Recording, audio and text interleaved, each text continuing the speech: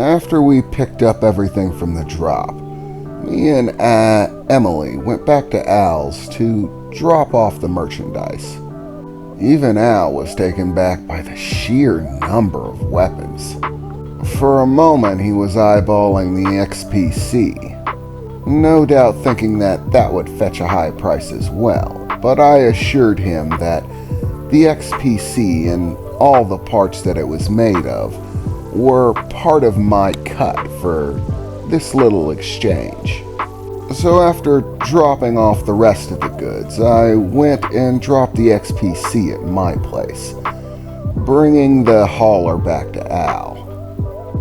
From that point on, the entire thing became mostly Emily and Al's area of expertise, shall we call it. They went about hawking all the guns, finding buyers, which left me all the time I needed to start with the XPC. And boy, was that something out of this world. I mean, I knew this thing was going to be state-of-the-art when I found it. Even looking over it at the dump site didn't really give me the foggiest of how much detail was put into it. But this thing was a masterpiece of death. I learned what I could from pulling it apart, spending the next several weeks doing so. I did have some money starting to come in from Al and Emily selling off the goods. So, with what I could, I spent some money having information about the new biotech equipment sent to my location from near the outside of the walls, which was actually fairly expensive. It was a pricey endeavor. Most people didn't have any need for knowledge of biotech's most advanced systems, and I most definitely didn't need to know about third-generation biotech engines. But I did manage to acquire a fair amount of knowledge on it. A pile of instruction manuals and basic engineering when it comes to the nanite engine. How it functions, what it does, how to interconnect it, and what parts you need. Thankfully, most of what I needed to make it all work was all included in the XPC. There were, of course, plenty of damaged parts, things that I couldn't make use of, but none of them were primary to its actual function. Most of what got damaged in the little exchange, whatever it was that brought the XPC down, were much more minor components. Things for targeting systems, processing regulators, energy measurement devices, things that I could fairly easily get replaces for, if it came right down to it. Since I had an abundance of tech at my disposal, I decided it would be a shame not to include those things into the motorcycle. I, of course, had to find a computer and set it up so that I could start messing with the overall layout for the programs that run. Thankfully enough, the old library that I had been reading through for a very long time had an excessive amount of information on computers, programming, and technology, all of which I had fairly easily committed to memory. So I wasn't a complete dunce when it came to using computers and programming. I was far from a master, but most of the hard work had already been done. I didn't really have to write any programming or anything complicated like that. Mostly what it was deleting the old standards and principles that ran the net program that made the system function. Things like its base instructions, telling it what it's supposed to be and what it's supposed to do, where it receives its orders and how. All of that stuff had to go right out of the window. Basically resetting the operating system that all of the tech was running off of without getting rid of its functionality altogether. It was actually much harder than it sounds. I'm not a computer expert by any measure. I'm just lucky enough to have had access to books to read up on the subject. A lot of this stuff was highly advanced. I mean, stuff that I wasn't gonna really be able to touch. For example, the XPC came with a set of high-powered jets.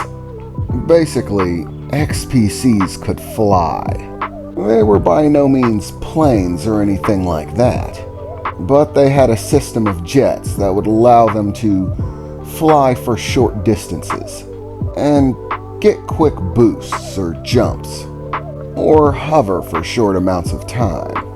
But most of the functionality of the jets was also keyed to a program within the system. A program that regulated how much power the individual jets would put off, depending on what the XPC needed to do. The system that ran this thing was very powerful and could perform mind-boggling calculations. In order to make these jets, as well as the rest of the system, function, they had to be. As far as the jets went, I had to go with a very basic program.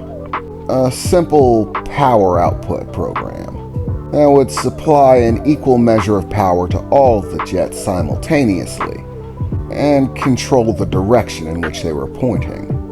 It wouldn't allow me to fly, but I could get quick boosts of speed or even short amounts of lift off the ground if it was absolutely necessary. There was a secondary program for separation of power output between the jets, in case I needed one side to lift more than the other. Being maneuverable was definitely important. As far as the rest of the system goes, I ended up deciding that rather than having button controls, I needed a more solid interface, something that would allow me to control it without a heavy amount of switches, knobs, and buttons. There was simply too much to try to control that way. It would make the whole thing untenable. So I got some equipment and managed to wire myself together, with a little bit of hard work and soldering, a helmet that would effectively offer a display for the system and all of its functions. It took a little bit of tampering in order to get it right, but eventually I was able to get the system functioning right, able to accept voice and visual commands, able to track my eye movements and use those to give commands, as well as using voice commands. Mostly it would be voice commands, but being able to track my eye movements and respond to what I was looking at within the heads-up screen in the helmet was definitely something that might come in handy in specific instances, but I didn't go too heavily on it. After all, I still needed to be able to actively control the motorcycle. Putting too much on trying to visually control it would just be, well, distracting in a life or death situation.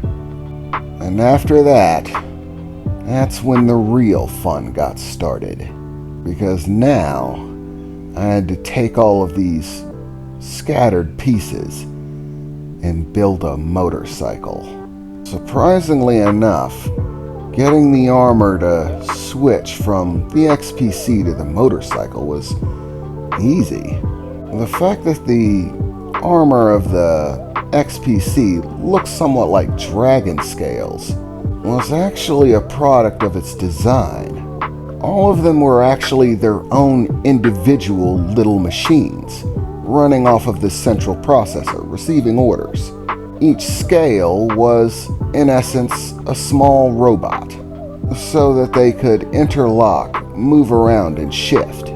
This was how they offered coverage throughout the entire XPC, while still allowing it to keep its weapons stowed away, and then let them out when the time was needed for them.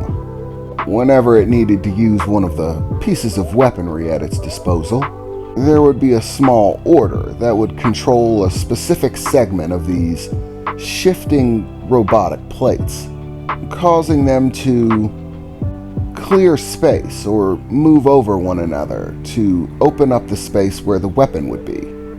So, getting them to affix to the motorcycle was actually exceptionally easy. All I needed to do was build the basic engine and take a scan of the bike. And once I did, I could set the scales to cover specific areas, and they would automatically interlock and mesh together in order to make it happen. I have to say, of the many things that I've gotten across thus far when it comes to this XPC, that is by far one of the coolest.